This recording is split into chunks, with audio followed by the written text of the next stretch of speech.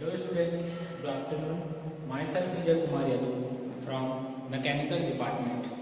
आज के लेक्चर में हम लोग पर्ट के बारे में डिस्कस करेंगे कि पर्ट क्या होता है और पर्ट के न्यूमेरिकल के बारे में उसका डिस्कस करेंगे। तो सबसे पहले है PERT.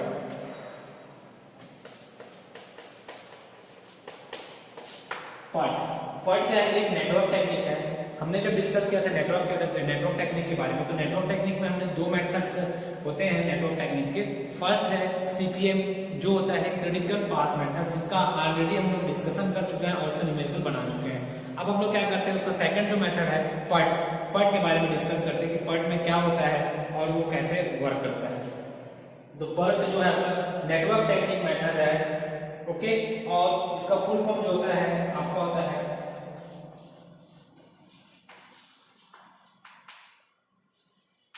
Programme evolution and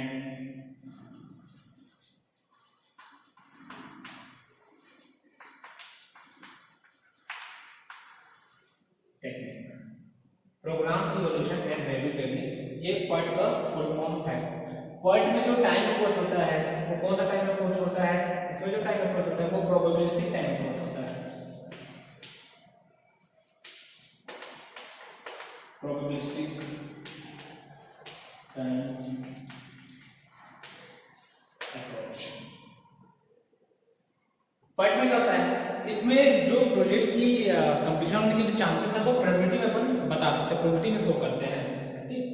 PERT में कितने टाइप के टाइम इन्वॉल्व होते हैं? 3 टाइप के जो टाइम होते हैं इसमें इन्वॉल्व होते हैं। कौन कौन से होता है?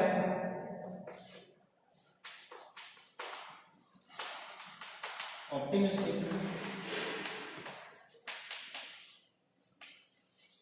टाइम अप्रोच, दूसरा है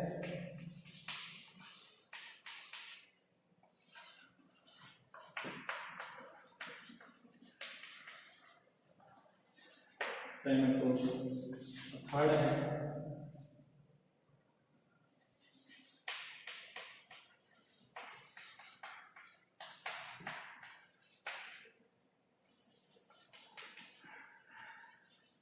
टाइम अप्रोच।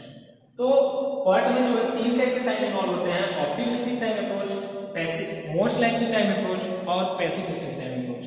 तीनों क्या होता है?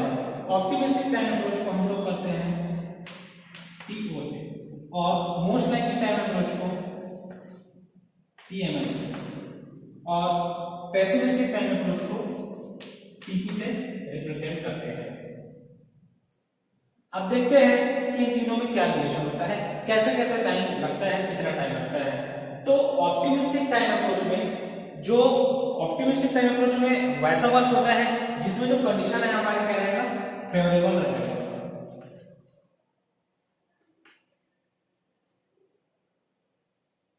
कंडीशन क्या रहेगा? फेवरेबल रहेगा, ठीक है। अगर कंडीशन जो हमारा फेवरेबल है, और इसमें कौन सा कंडीशन रहेगा? नॉर्मल कंडीशन रहेगा, वर्किंग कंडीशन जो है। और इसमें जो कंडीशन रहेगा वो क्या रहेगा? एडवर्स कंडीशन रहेगा या फिर अपोजिट कंडीशन रहेगा। तो ये 3 टाइम एस्टिमेशंस है जिसमें हमारा क्या रहेगा, कंडीशन दिया है। ऑप्टिमिस्टिक टाइम अप्रोच में जो कंडीशंस होता है वो क्या रहेगा? फेवरेबल कंडीशन रहेगा।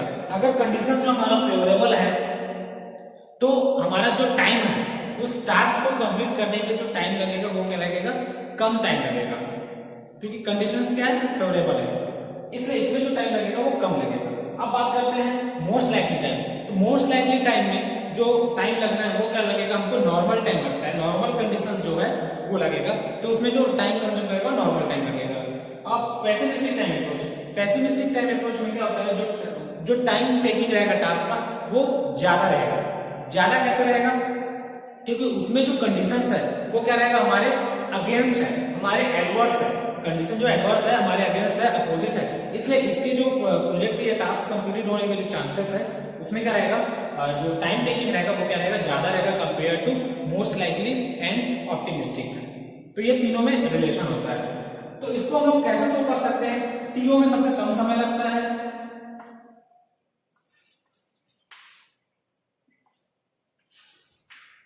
इसमें सबसे कम समय लगता है, देन मोस्ट लाइकली में लगता है, देन पेसिमिस्टिक में। तो ये तीनों के बीच क्या होता है, रिलेशन होता है,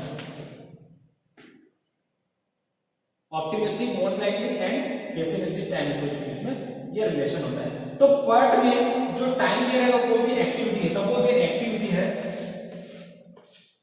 ये एक्टिविटी है, सपोज ये एक्टिविटी 1 to 2 या 0 to 1 है, तो इसके लिए जो टाइम लगता रहेगा इस फॉर्मेट में दिया रहेगा, जो ड्यूरेशन है 6, 9, 12। फिर यहां से हम लोग क्या करेंगे, यहां से हम लोग क्या करेंगे, मीन टाइम कैलकुलेशन करेंगे, मीन एक्सपेक्टेड टाइम कैलकुलेट करेंगे, मीन टाइम इस एक्टिविटी का, ठीक है।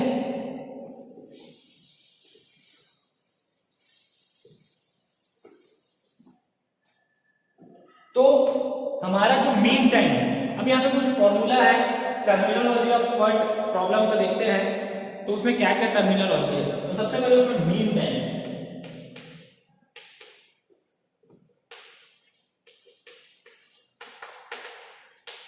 मीन टाइम या एक्सपेक्टेड टाइम भी बोल सकते हैं इसको। तो मीन टाइम जो होता है इसको टी से रिप्रेजेंट करते हैं,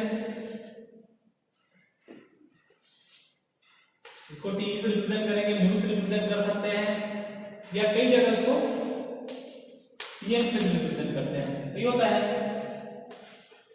4TO plus T O plus 4TM plus T P upon 6। तो मीन टाइम का जो फॉर्मूला है, टी मीन टाइम या एक्सपेक्टेड टाइम, इसको वी से रिप्रेजेंट करते हैं या एम से रिप्रेजेंट करते हैं, इसका फॉर्मूला है T O plus 4TML plus T P upon 6। इस फॉर्मूला के थ्रू हम क्या कर सकते हैं, मीन टाइम कैलकुलेट कर सकते हैं किसी भी एक्टिविटी का। अब इसमें हम लोग कैलकुलेट करेंगे आपका standard deviation and variance, standard deviation of variance. तो स्टैंडर्ड डेविएशन का जो फॉर्मूला है, अब हम लोग मीन टाइम कैलकुलेशन के बाद इसमें स्टैंडर्ड डेविएशन करते हैं पर टर्मिनोलॉजी में, स्टैंडर्ड डेविएशन जिसको लोग रिप्रेजेंट करते हैं सिग्मा। तो सिग्मा का जो फॉर्मूला होगा वो टीपी माइनस टीओ अपॉन 6। इस फॉर्मूला से हम लोग स्टैंडर्ड डेविएशन या सिग्मा जो है कैलकुलेट कर सकते हैं। देन हमको कैलकुलेशन करना होता है वेरिएंस। वेरिएंस को रिप्रेजेंट करते हैं कैपिटल वी से, कैपिटल वी इक्वल होता है स्टैंडर्ड डेविएशन का स्क्वायर। इसको और हम बोल सकते हैं टीपी माइनस टीओ अपॉन 6 का होल स्क्वायर, ठीक। अब हमको निकालना होता है जेड नंबर। जेड नंबर का जो फॉर्मूला है T minus T C P upon epsilon.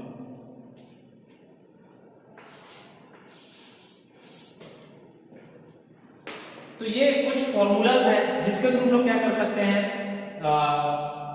Part के प्रॉब्लम में टाइम कैलकुलेशन और उसका मीन टाइम और प्रोजेक्ट का कंप्लीशन टाइम को निकाल सकते हैं। यहाँ पे दिख रहा है Z number is equal to T minus T C P upon standard deviation of that path. यहाँ पे जो एप्सिलॉन ये दिख रहा है स्टैंडर्ड डेविएशन, ये स्टैंडर्ड डेविएशन क्या है, standard deviation of that path.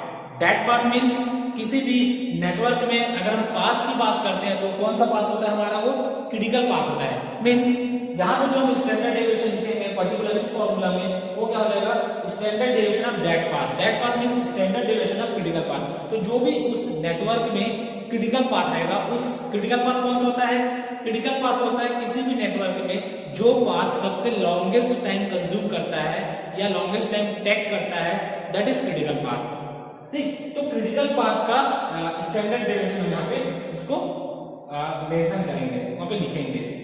T है आपका टाइम प्रोजेक्ट कंप्लीशन जो आपको प्रॉब्लम में दिया रहेगा, और ये क्या है, प्रोजेक्ट कंप्लीशन टाइम करेगा टीसीपी का। तो इस थ्रू हम क्या कर सकते हैं, इसके थ्रू हम क्या करेंगे, जेड नंबर निकल जाएगा। जेड नंबर निकलने के बाद फिर हम लोग क्या करेंगे, हमारे पास एक टेबल C2 होगा,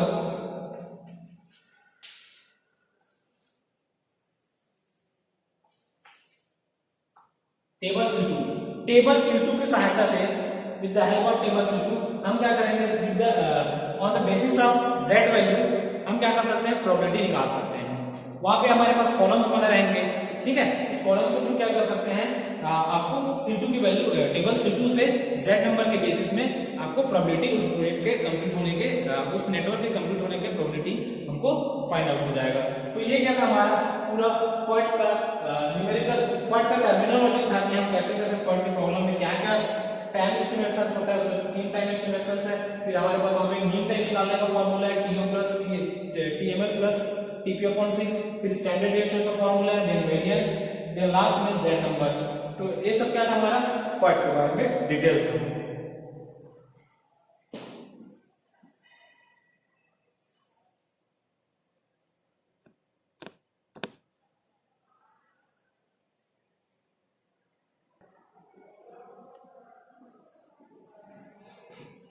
अब यहाँ पे हम लोग देखते हैं एक प्रॉब्लम है, पॉइंट का न्यूमेरिकल दिया हुआ है।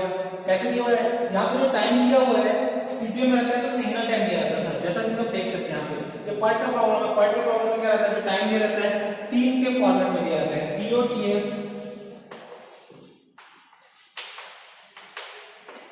इस फॉर्मेट में दिया है, ठीक है। तो इसमें हम लोग क्या करना है, इसमें हमको वेरिएंस निकालना है और मीन टाइम निकालना है एक्टिविटीज का। तो हम क्या करेंगे, इसमें टेबल ड्रॉ करेंगे, टेबल बनाते हैं इसमें।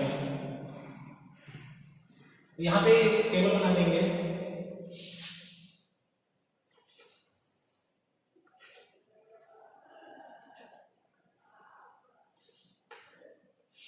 I J, फिर इसके बाद I J में क्या आ जाएगा हमारा 10 20 10 30, फिर 20 30 20 40 20 50, फिर 30 70, फिर है आपका 40 60 40 70 40 60 40 70, फिर आपका है 50 60। टोटल एक्टिविटीज है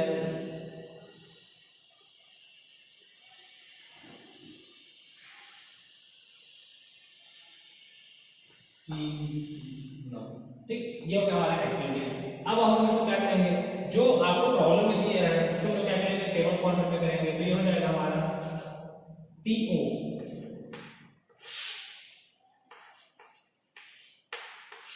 TML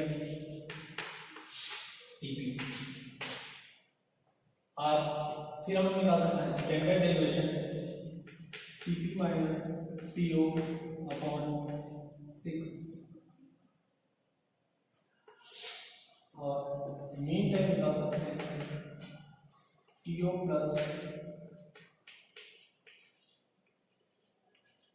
4TML upon TP upon 6 इस फॉर्मूले के थ्रू।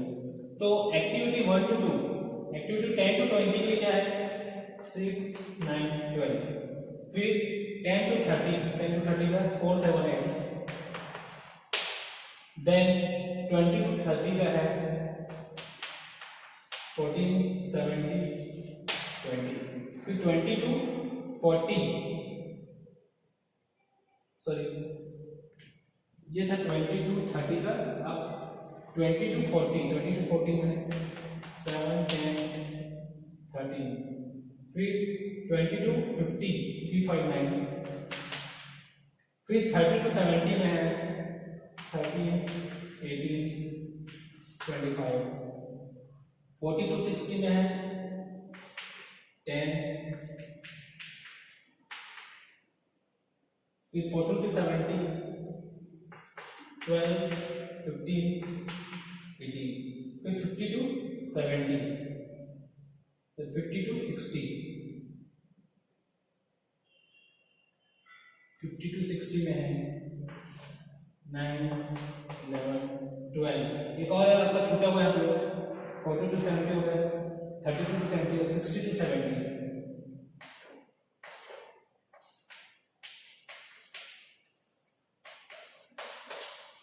60 to 70।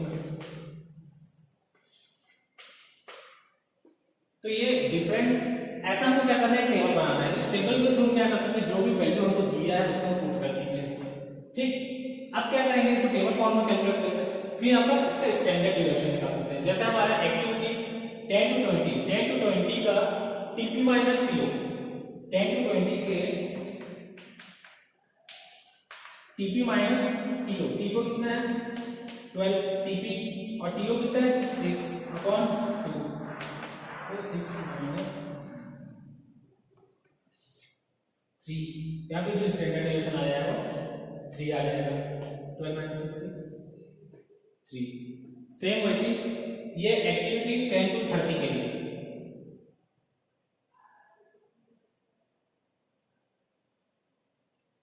तो 10 to 30 नहीं है, 10 to 50 है। 10 to 50 के लिए देखिए, 10 to 50 का कितना 4 7 8, तो 8 माइनस 4 4/2 2, फिर 20 माइनस 40, 20 to 30 के लिए 20 माइनस 40 6 3, 30 माइनस 7 6 3, फिर ये 9 माइनस 6 3 6 3 3 1.5 और हो जाएगा 8 4। ये होगा हमारा स्टैंडर्ड डेविएशन की वैल्यू निकल गया। सेम ऐसे हम लोग क्या कर सकते हैं, मीन टाइम की वैल्यू निकाल सकते हैं, टीई की वैल्यू निकाल सकते हैं। टीई ऑफ एक्टिविटी 10 into 20, उसके लिए जो फॉर्मूला है टीई, टीओ मतलब 6 plus 4 into 9 plus टीपी 12/4/6, तो T O plus 4TMI plus T P upon 6, तो इसका जो वैल्यू होता है ये हमारा हो जाएगा क्या हो जाएगा, वैल्यू जो है 9, कितना हो जाएगा 36 और 42, हाँ ये हो जाएगा 9, तो यहाँ पे जो क्या आ जाएगा वैल्यू 9। देन फिर 10 to 50 के लिए, 10 to 50 के लिए जो हो जाएगा, इसके लिए 4 plus 4 into 7 plus 8, 4 plus 4 into 7 plus 8/6, कितना हो जाएगा, ये हो जाएगा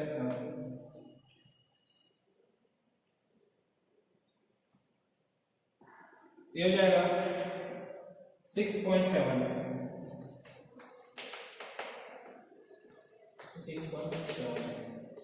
तो ऐसे करके हम लोग क्या कर सकते हैं, इसका एक्सपेक्टेड टाइम, किसी भी नेटवर्क का एक्सपेक्टेड मीन टाइम निकाल सकते हैं और उसका डेरिवेशन कर सकते हैं। तो ये सब क्या था हमारा एक पार्ट के प्रॉब्लम में, जो क्या क्या कैलकुलेशन किए इसमें हम लोग, स्टैंडर्ड डेविएशन कैलकुलेशन किए, वेरिएंस कैलकुलेशन किए और मीन टाइम।